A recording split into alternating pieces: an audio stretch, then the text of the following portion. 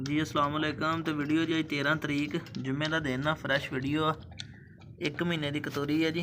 आप माशाल्लाह दुध शुद्ध पींदी खांदी पींदी है। ठीक है, वाइट कलर दे विच आ, अख ते ब्राउन निशान आ, वो चैक करा देना तुहानूं मैं जी। ये अपने कोल कुत्ता सी बिल्ला पिंक नोज दे विच उंदी ते मैरी कुत्ती उंदे क्रॉस दी।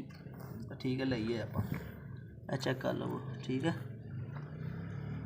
एंड जिसम ते ना वो लगा सीगा गंद जिथे जम्मिया सीगा, वो मैं उतारिया तो इत्थों दे वाल उतर गए।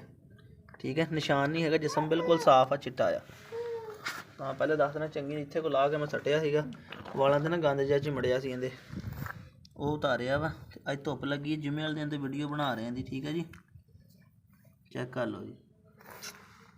आप खांदी पींदी दुध शुद्ध पींदी है। दुध मैं अगे भी पिलाया सीगा ते दुध मैं हुण वीडियो दे विच तुहानूं तां दिखाया कि कई दोस्त कहंदे हुंदे कि यार जानवर दुध शुद्ध आप पींदा होवे। क्वालिटी नस्ल तुहाडे सामने है जनाब, माँ प्यो भी तुहानूं दिखा दिंने आ। ਇਹ चेक करो माशाल्लाह। ठीक है, पूरे 1 महीने की हुई है हले।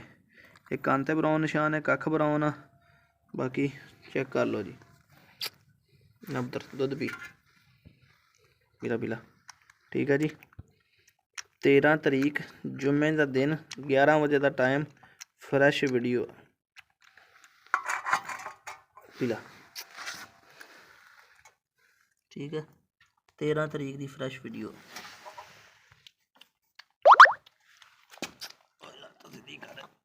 13 तरीक पहला महीना 2022 2023 सॉरी पहला महीना जनवरी की 13 तरीक।